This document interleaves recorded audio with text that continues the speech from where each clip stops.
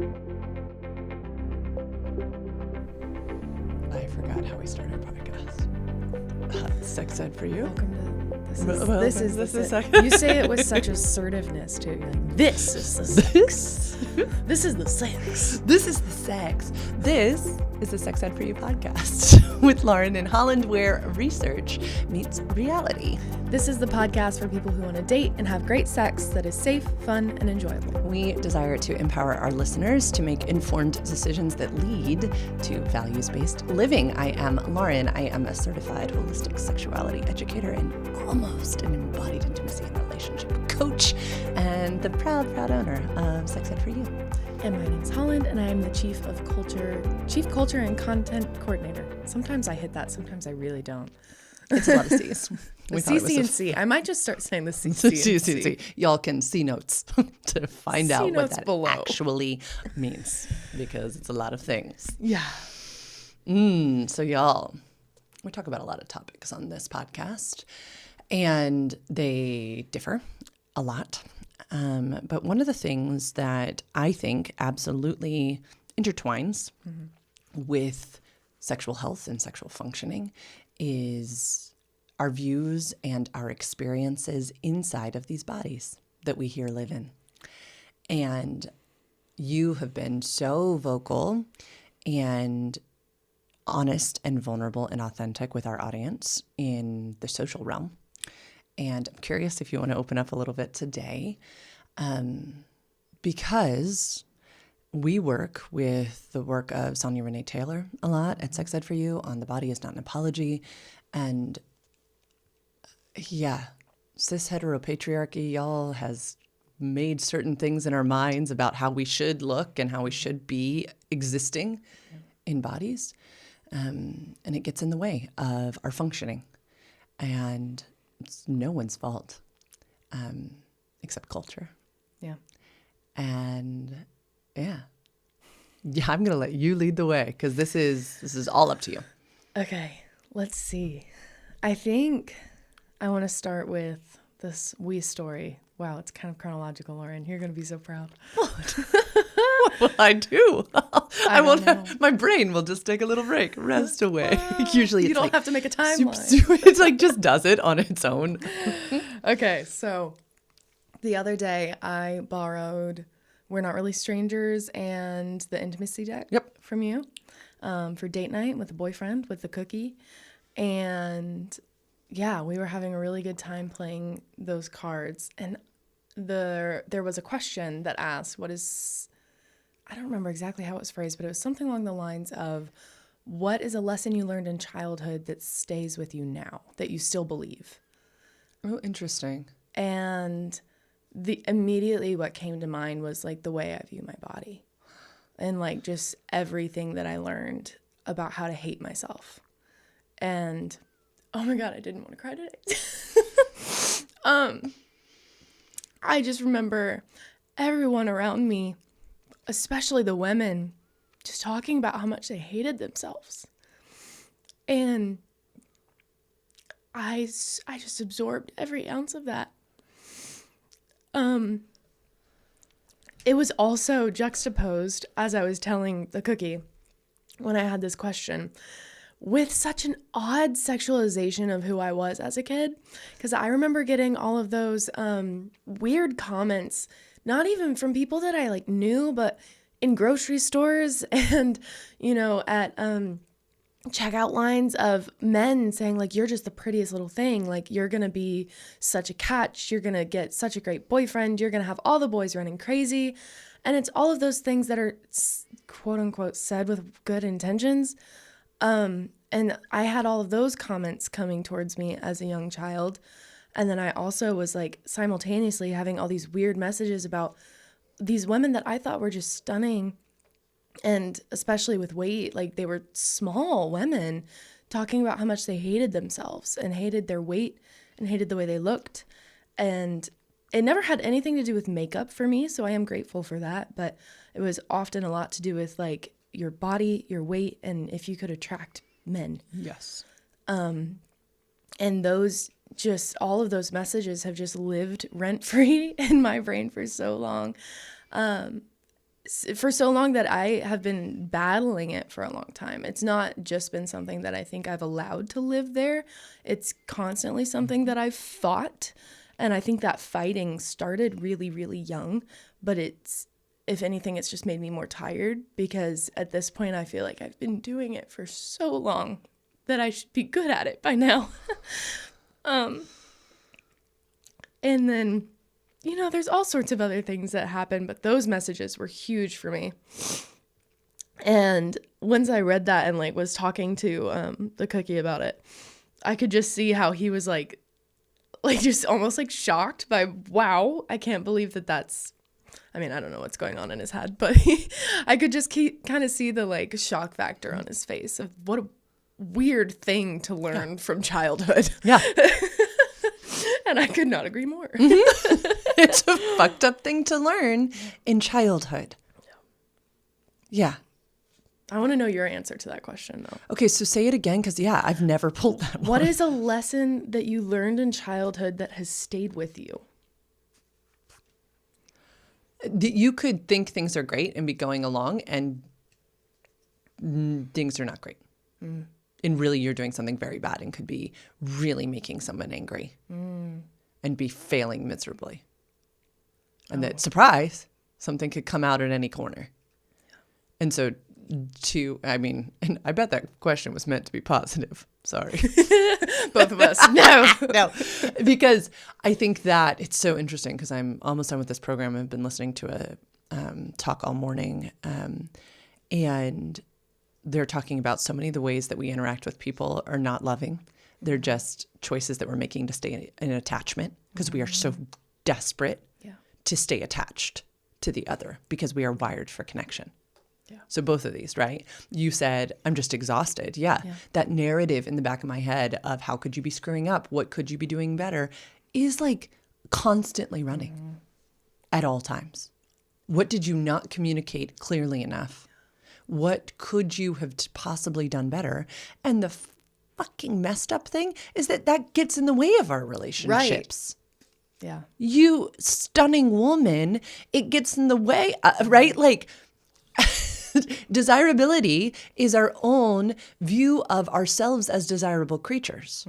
And so if Holland's desirability factor is down, like her count, it absolutely affects how she shows up in relationships. If I'm over here just exhaustively trying to constantly be outthinking everyone around me so as to stay attached, gets in the way of my relationships. People are like, could you just be present? I'm like, no, actually. Thinking about our attachment. Trying to keep us attached.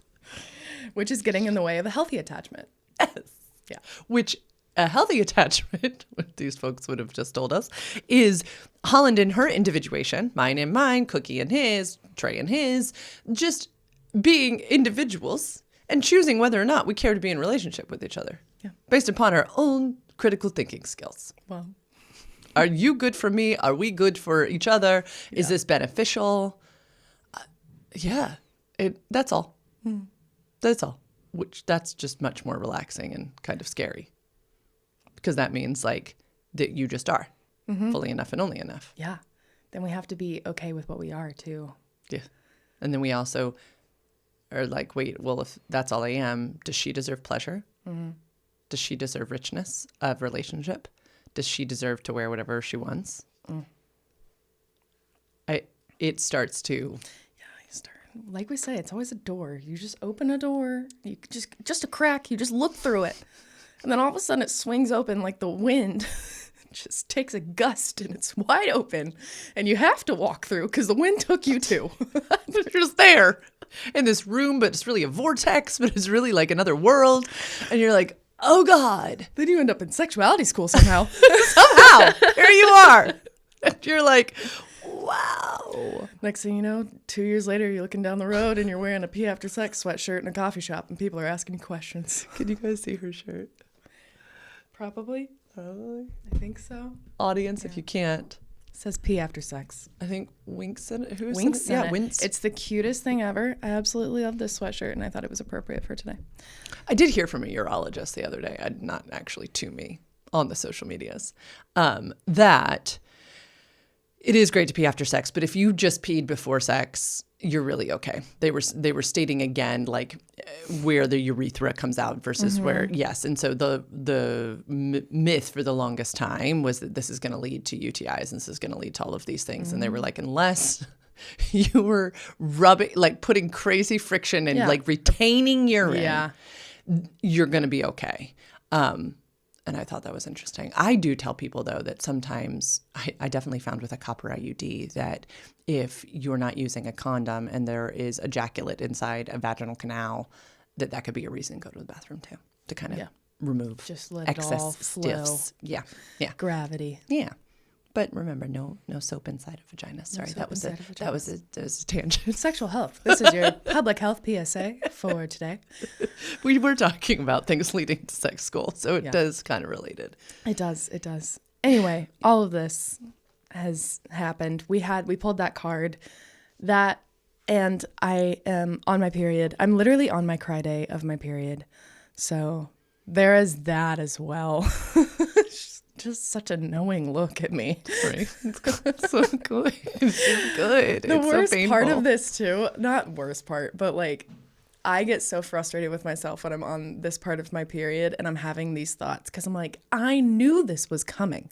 I knew, like, I can intellectualize the shit out of everything, and I will just sit there and be like, Holland, you knew you were going to be sad. You knew you were going to have a hard day. You always break out around this time of your period. Like, why were you not prepared for it? And it's so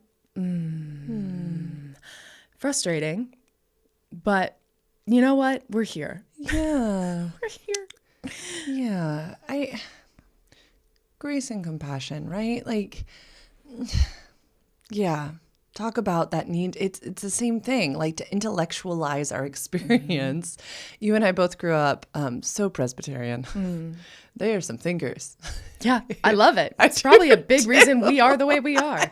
And so it is good, but that's like, I mean, it's why we wanted this podcast to be where research meets reality, because it's not everything. Right. Our bodies matter. The somatic experience inside your body matters. Right. And no, this like, yeah, we should have been prepared. Yeah, I know. No, and it's silly. I think, I don't know, y'all. I have just, in the past year since I moved here, I have started having the worst acne breakouts that I've literally ever had in my life. I had acne when I was in high school. They immediately just put me on the pill. It was just what they did. And when I was 14, I was also having painful periods, so they put me on the pill. I think I was 13 or 14. Anyway, doesn't matter. Well, I went off the pill. So I have all of these theories because, again, I'm intellectualizing my own fucking acne. So I'm like literally researching all of these things. Like, is it because I went off the pill? Probably. Is it because of my eating habits? Probably. Is it because of the water in my apartment? Is it because of my immune system? Is it because of the products that I'm using? Is it because of the clothes that I'm wearing? Is it like, it could be anything and everything. And I'm going to figure it out. But whatever it is, it doesn't really matter. All I know is I feel disgusting. There are days I wake up where I have these giant, like, cystic acne bumps, and it's painful. And because it's painful, I can't forget about it.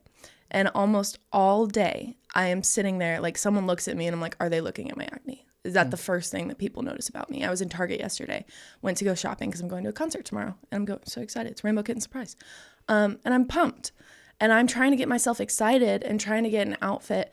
And all I can see are all the mirrors passing me at Target and seeing this redness because I didn't put makeup on. Because I also don't wear a lot of makeup. Well, I've started wearing a lot of makeup recently because I can't bear to look at myself in the mirror when I go in public. Because I'm like, oh my God, the first thing I see is just this giant batch of redness on my cheeks. And it is constantly on the forefront of my mind. Because I'm sitting here thinking, like, I'm almost 24 years old, and this is not how I pictured myself in emerging adulthood, where I feel like everything else is like falling together, and yet my body is like falling apart, and it won't listen to me, and it just doesn't feel like mine. Like, I feel like I've lost control, and a lot of it probably comes down to that for me because I'm such a control freak. but I just like, I can't get a grip on it. And every time it feels like it's getting better, it comes back tenfold. And it just takes over me. And so what I've had to do these past couple days, yesterday, I just let myself be in the depths. I worked and I worked on my computer and I didn't look in mirrors, and I went home after Target and I was like, okay, that was not the move. Today is not the day to do that, and that's okay. But I need to do something else. I had a friend reach out to me, I think a week or two ago, and asked me kind of, it was the sweetest thing she's ever done. She texted me and said, hey, like, I'm having a horrible body image day. And you give off great body relationship vibes. And I read that and I was like, whoa, okay. Thank you. I think. And I just was like, okay, here's what I do. And I sat down. I'd never written it out like that. And I think it was really helpful for me to write it out. It's going to be a blog post soon. But we can hit the high points too. Because I think writing it out really helped. And then yesterday I actually got to implement some of them. Good. And the first thing I told her was, look, some days just fucking suck. Some days you just can't fix it. You're just gonna, yesterday I literally just hated myself. And that is not something that I say with pride. That is not something that I like. That is not something I encourage. But there are just some days where you just fucking hate yourself. And there's nothing there are things you can do. I'm going to give you tools. But you can't just switch off the way you feel, especially as such an emotionally led person. And because of the way we've been socialized, that your body is your worth, the way you look is your worth, it's hard to combat that. I want to give so much power to that, because what that is turning towards ourselves with kindness and compassion. That's saying, you're allowed to feel this way first, right? Because if we're just being angry at ourselves it doesn't move us towards.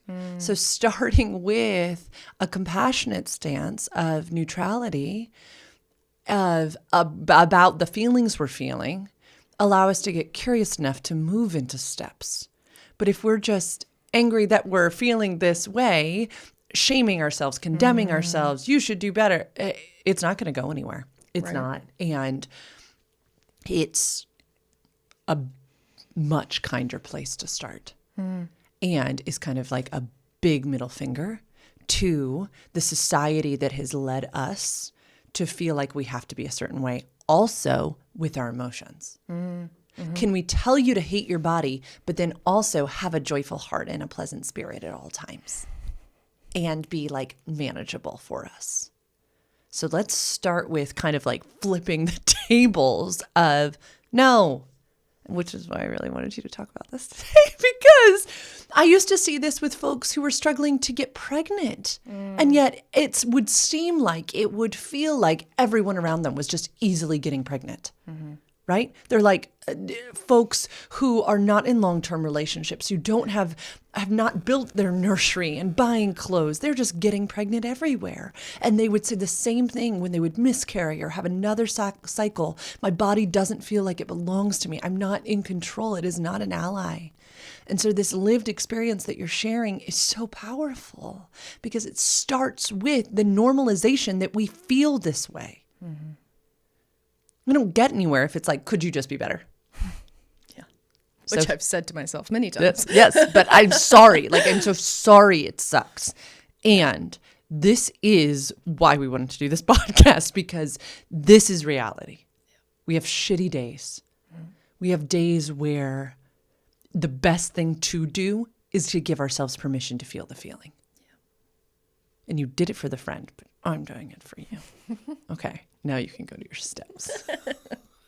I'm sure they were fabulous, and I can't wait to hear them. They're just the most random things that I've even come up with. Honestly, the list might be different than what I sent her because I just be pulling on random things from my brain. Cool.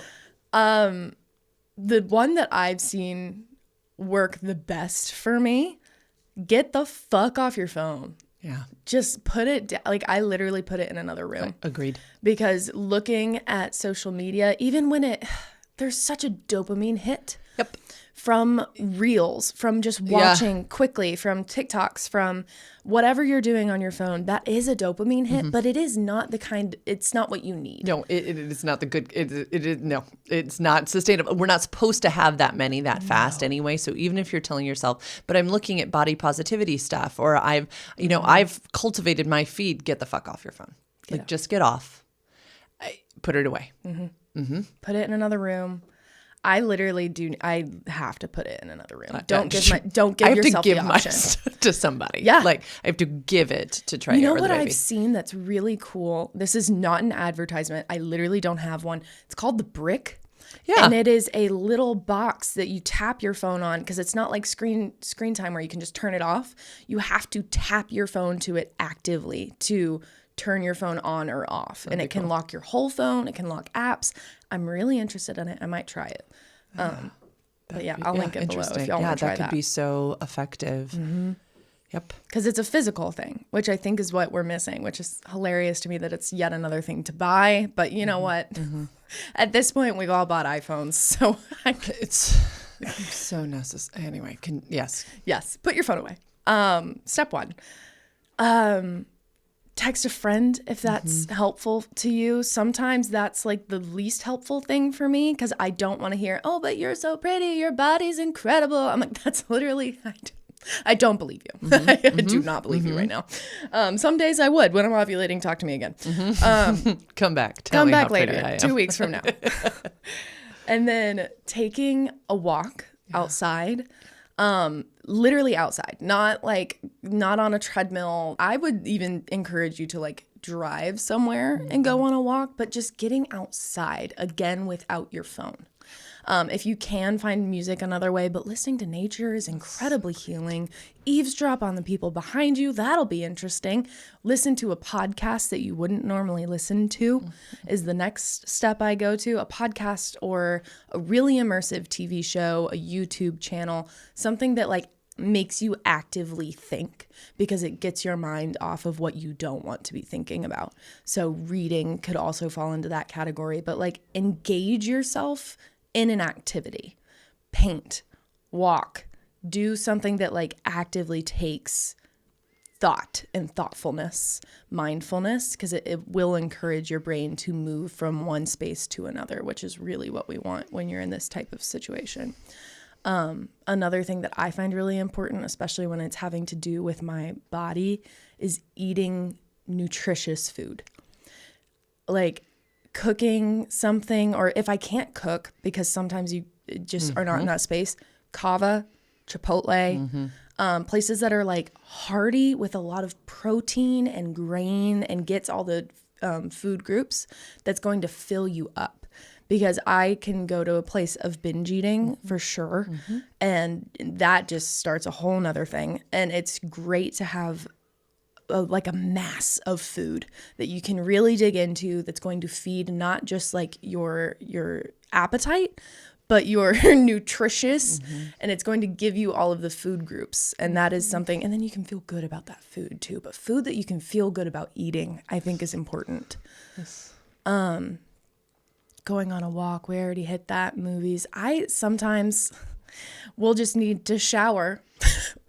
How long's it been since you showered? It's so funny. Since you washed your hair. Yes. Washed your face, took out your contacts, took off, lashes if you wear lashes. How long has it been since you took a bath and like rubbed your feet? How long has it been since you masturbated? Yes. Masturbate in the shower, maybe. Look, 2 for 1. Yeah, really get in there. But it's really about like asking yourself, what do I need? Yes. There are so many things that it could be. There are some times where I've made it literally all the way through this list, and then I hit the last thing and I'm like, oh, this is what I needed. Sometimes it's a shower. I love all these things that you said so much.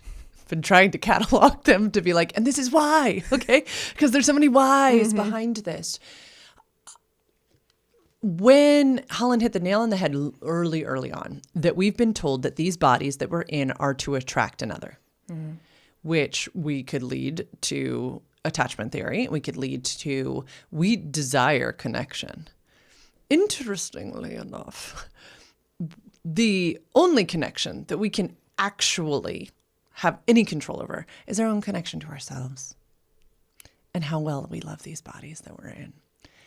And everything you said does a different thing for these bodies. Getting off our phones rids us of these, like, I don't know, fake dopamine hits. Moving our bodies 100% sends endorphins. Like there are so many benefits to what Holland was saying about walking. They're immeasurable. Like there is a reason why every doctor, every hormone person will be like, are you walking? We're not talking running. We're not talking anything overexerting.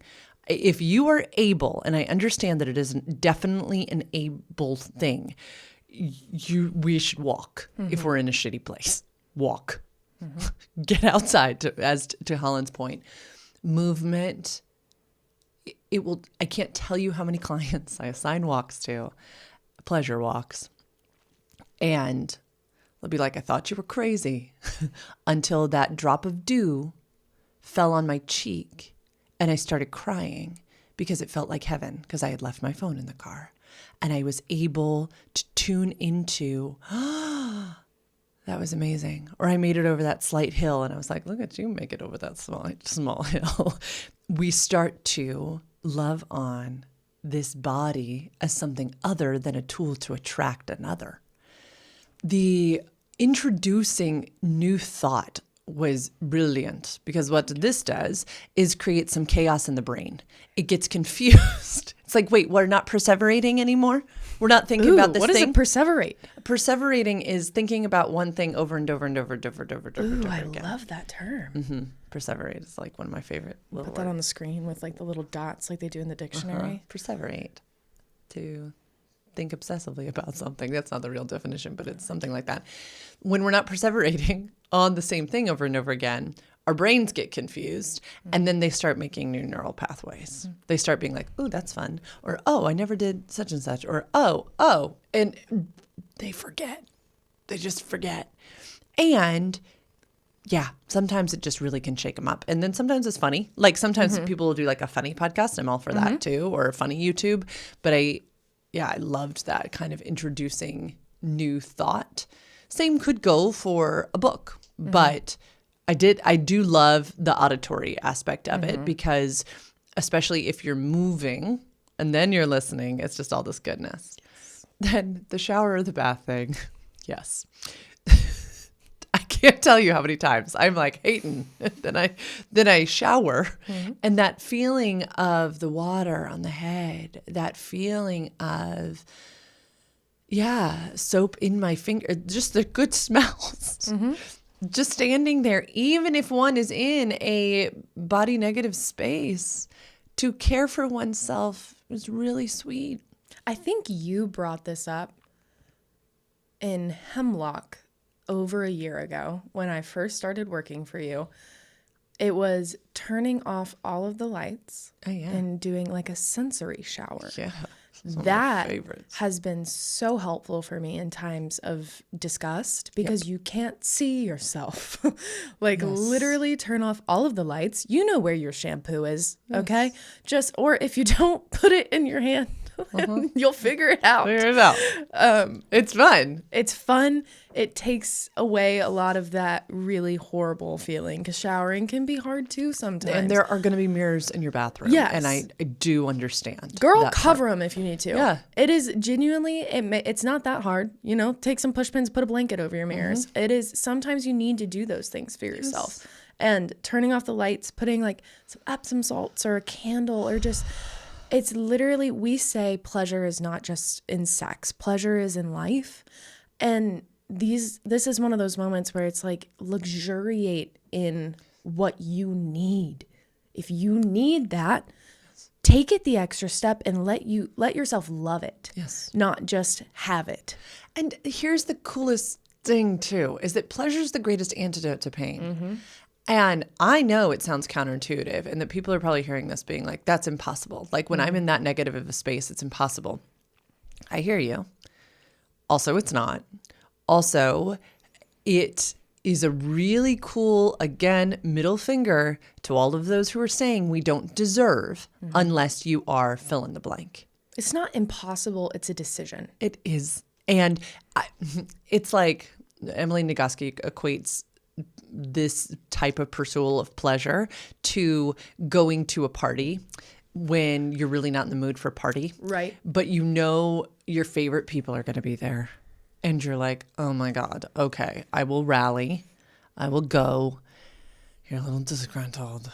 But the reward, is there. This is the important part, is that there is reward. And you go and you're like, oh my goodness, I love these people so much. I'm so glad I came. And now we're having meaningful conversation. And I would have been so sad if I wasn't here. Right. It's weird to start pursuing pleasure in a negative space. I get it. Seems counterintuitive. Seems and it feels wrong sometimes. Yes. Yeah. Yes.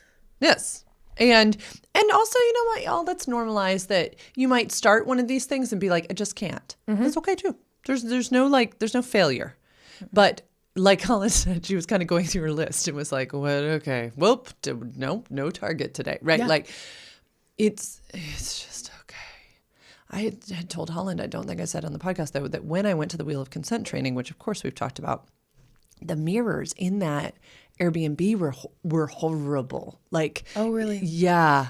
I couldn't, it was really weird in the bathroom. There was a window above the sink, which I guess is neat. But so the only place for a mirror was to the side of that window in like a sliver. It's really weird. But the angle, you know how some mirrors, y'all, like just their angle, I couldn't look at myself in that mirror. And to the point where I would go to put on my clothes and think, there's no way that's going to fit because of what this mirror had told me about myself. Right. I was going to my clothes that I had brought from home that fit previously. I was convinced, nope, that's not going to go on my body. You know what this makes me think? Why do we use the term like mirror image to say that it's the exact same? Because mirrors don't actually... They don't show you what's truly happening. Almost like, I mean, if I'm sure everybody's heard this, you've never actually seen yourself. You know, we've never been able to perceive ourselves the way that other people do. We've seen it through camera lenses. We've seen it through mirrors. We've seen it through, reflections. That is not you. A mirror does not show you, as Lauren is saying. Like, any different angle, the way, if it was hit wrong in production, if it was hung incorrectly, if it, has a different tint to it, if it's there are so many different factors. Mirrors do not show you. What an interesting thing we've created out of the word mirror. What could we say instead? Like some type of reflection, yeah. On my birthday, our friend Jay would consistently say something about, I just this year want you to see yourself as others see you. And it was interesting because he and you at any gathering are often like taking videos and pictures and stuff like this. And he took a lot of me just like doing things and sent them all to me, of course. And there were a few that I just immediately, didn't like. And I challenged myself though. I was like, can we just go back to those? Lauren, can we go back to them a couple times? What was he seeing? I have rewatched this one video of me standing at the stove. So while we were all putting like breakfast stuff together and I'm like talking to someone and my head is turning.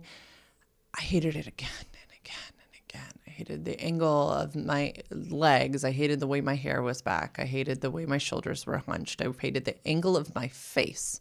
Like I hated every part about it. But it's like exposure therapy, all is what this is called. I was just like, enough. Like, let's watch it again. And then let's watch it again another day. And let's watch it again another day. Finally, I started to see what I hope he was seeing, which was the way I was talking to the people in that space. The love that was flowing out of my fingers and out of my eyes and the comfortability of my body in that space.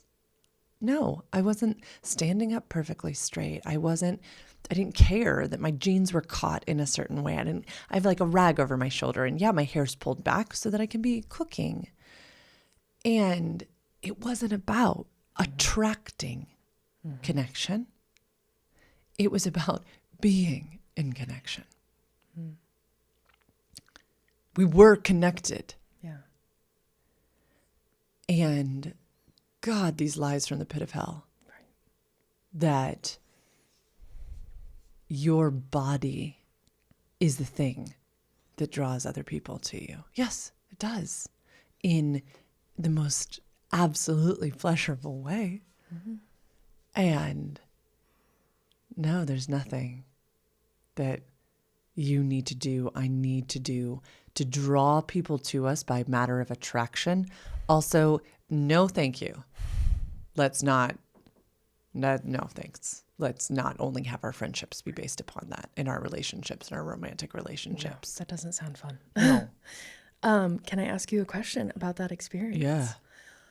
What is the difference between exposure therapy and a positive way to learn rather than sitting and ruminating in self-hatred of rewatching a video? Mm-hmm. How do we delineate between those two things? So the research shows that you need space. So if you're watching a video of yourself, which I do assign to clients like this, I assign it for Adrienne Marie Brown has a whole self-pornography technique that I strongly suggest as well. Betty Dodson has a whole, masturbate to yourself in a mirror before you go out in public so you know how sexy you are. But I will do it in this. I mean, I was not naked in my kitchen on my birthday. I was wearing a Ghost don't Sports. Operate like that here, contrary to popular belief. Contrary to what you may imagine. There's lots of clothes. So I was wearing a sweatshirt and this and that. I can tell the tipping point, but I'm trying to think of in the same way that you shared with your friend. How can I tell? Yeah, when it's moving into self-hatred, I stop. But then I come back. And I try to look with a different curiosity lens. And if I can, great. If I can't, I go away. But I try to look for something else. I try to look for, what were my hands doing? Oh, why did I turn my face that way? Oh, I just tried to, if I can remain curious, stay. If it literally goes to loathing and dissecting more and kind of the picking, move away.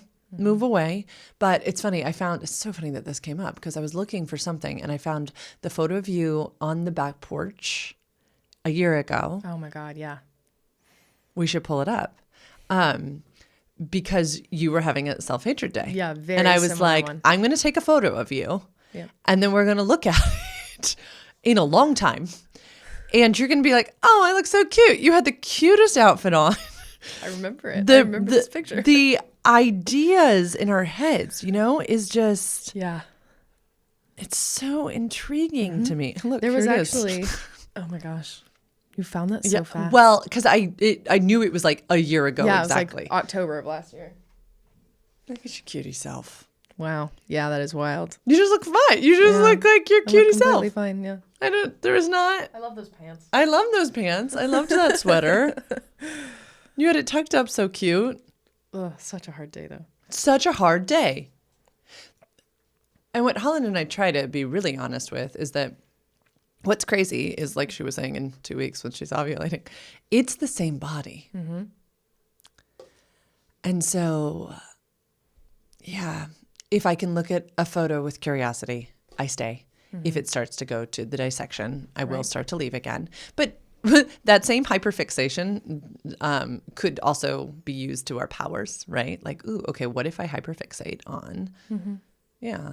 There's a video that Cookie took of me at your birthday, or not your birthday, sorry, Trey's birthday. Lots of birthdays on happen. Sunday.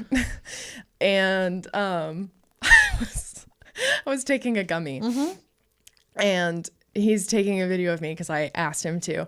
And so I see the video and I'm like, oh my God, the first thing I see was my acne. and I had full face of makeup on, and I was like, God damn it, even through the makeup, like you can still, and like I was getting frustrated, and then it's like an 8-second video. That's and so at the cute. very end, I like look up at him, I say, thank you. And I was just like, oh, like I saw the shift in the performative Holland that was like, oh, I'm being videoed, da da da.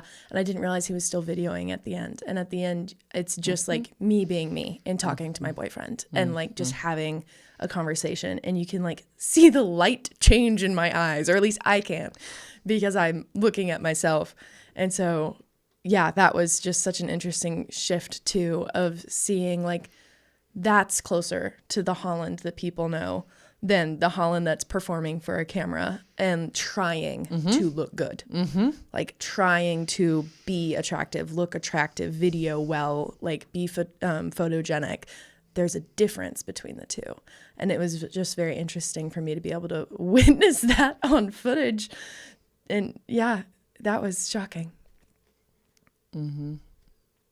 Trey, we were watching all of those videos. She made a whole series. I did. But he couldn't wait to see them because he remembers being on the other side. Yeah. And he was in connection with you. Yeah, he was not thinking. And I'm just talking over here with my hand down. Yeah, it's so funny. It's like a really funny like journey. I love that y'all watched it. Oh yeah. And yeah. Right. Y'all, if there is any message as we wrap this up that I want everybody to take away, is that you, listener, viewer, are a gift to this world. You are a gift to this world. The reason we were watching those videos is that you documented one of the best birthdays my husband has ever had. And you were in relationship with him, in connection, fully attached. The thing that makes me most angry when we go to hatred of ourselves is that we don't want to be seen. And you deserve to see and be seen. All of us do. And this fucked up idea that we only deserve to be seen when we are a presentable, I know where it comes from. But no, absolutely not. I don't want to push people past their comfort zones ever. Yes, this is true, but let's call the lie what it is. It is pushing us further out of relationship. And it is in relationship that we heal and we become and we are seen in that little thank you moment. Yes, that's exactly what I was looking for in that video. Like, where are the humans? Well, they were all around you. And they were taking this video of you because they were like, oh, we love how she's standing at the counter. Yeah. They're not... No, I was like, somebody took this video thinking, oh, people don't take videos to like make fun of someone. No. If they do, again, go away from them. Move. We don't like those people. We deserve to see and be seen. And may we all be in those spaces. If you are a part of a friend group or your family unit says the mean things, says, oh, wow, she has no shame. She should not be wearing that, right? You hear those comments, either call your family out, call your friend group out, or change those surroundings. Families is what we choose. No, that I understand that there are people around who do this all the time still. And it is toxic and it is dangerous. And no, it is 2024. People in female bodies, let's stop picking our bodies apart. In the Mean Girls franchise, right, there always is that scene where, yeah, Katie she's never been exposed to that. And then she hears the picking of herself apart as like a way to bond. That is not a way to bond. No. We can sit with people in the trueness and the lived experience of feeling body hatred, feeling body terror. Without promoting it. Yes. And we can lead to body neutrality, which is something that Holland and I try to do really authentically of I am having a day. Yeah, that is fine. But yeah, nitpicking our bodies in front of one another just in some way to get attention or to make somebody else smaller so we can feel better. Let's stop. Doesn't make the world a better place. Let's all understand that our connections should never be based upon the way we attract someone to us.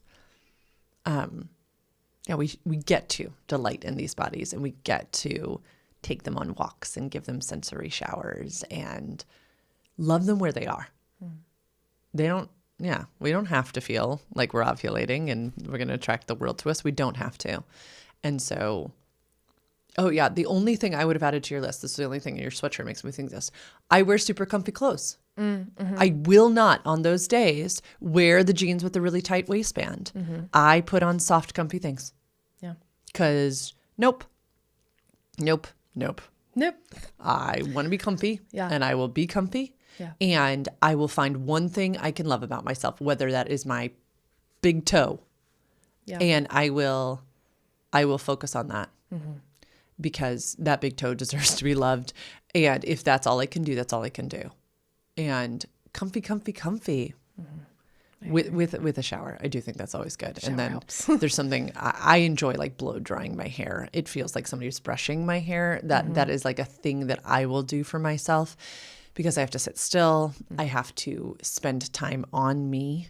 And so even if I'm in a big, huge robe or a big, huge sweatshirt, I will blow dry my hair slowly and methodically while I listen to something different. And this just goes to show too, like, find your thing. Find a thing. Find a thing that helps you. It can be a fun journey. Make it like a game. Yes. We're looking for something that makes you feel better, and it might take a few hard days to find it, and that's okay. It might change. Yes. But like genuinely, just make it a hide and seek game. Find your thing. Go down the checklist. If it's not working, go to the next thing. Just keep looking. You're worth it. Yeah. Like truly. I loved what you said about nutritious food too. This idea of feeding our souls and feeding our bodies. Depriving self is a thing that many will go to, or going to comfort foods, which is a perfectly wonderful thing. But if it is within your capacity to choose something with some nutrients, that is amazing. I understand that it's not everybody's capacity, and that is a place of privilege. And for that, you eat what comforts you, my love. Eat what comforts you and brings you some form of fullness, because we deserve that. But yeah, I thought your list was amazing. Thank you. Shocker. We'll wrap this podcast up, but I think it is one of the most necessary conversations that we've had, because so many humans have this lived experience. Whew. Thanks for coming to this episode. Remember, these are very much lived experiences, and you're going to have your own. Take what you like, leave the rest. Come back to this podcast episode if you want. Bookmark it for the days where you feel low, so that hopefully you can feel validated and normalized in your experience. Because I think that Holland's the very bravest, and these are the types of conversations that should happen when we're feeling this way. Not, last week I was feeling. Having the conversation now is really important. I bet this will become a resource, and I bet there'll be a blog article and all that kind of goodness. So make sure you check the show notes for all of that juicy stuff. If you want to find us on Instagram, they can go to @sex_ed_for_you. If you would like to email us any comments, questions, or concerns, you can email us at admin@sexedforyou.com. And you can follow us pretty much everywhere at Sex Ed for You. What else do we have? If you Google it, our Google rankings are going up very high, which is really fun. Google us. You'll find us. You will usually find the Instagram first, which is really fun. Free consult. You can go to sexedforyou.com/free consult to get free 15 minutes with this one after you are approved for your reasons for wanting to have a consult. Somebody put in a request form the other day that they were hoping we would keep everything private. Please know it's in our privacy policies. You can go to our privacy policies on our website. But no one will ever know. Even the fact that you have a relationship or a free consult with us will literally never grace the ears of another human being other than me and Lauren. Never. Ever. It is so important to our work that, yeah, Holland's even written up policies like for our accountants and stuff that if they randomly see, and they don't usually see, they would just see overall transactions and stuff. But like, nope. Holland was like, I don't feel comfortable. That person's too close to names. So no, like, please know that that is not okay with us. And do we think that sex is awesome and everybody should have rich and juicy sex? Yes. Does that mean that we think we should tell people who are our clients? No. This is your privacy. So yeah, always feel secure in that confidentiality. That a partner is never going to know, friends aren't going to know, family's not going to know. Yeah. So have a great rest of your day, and we'll talk to you later. Bye-bye.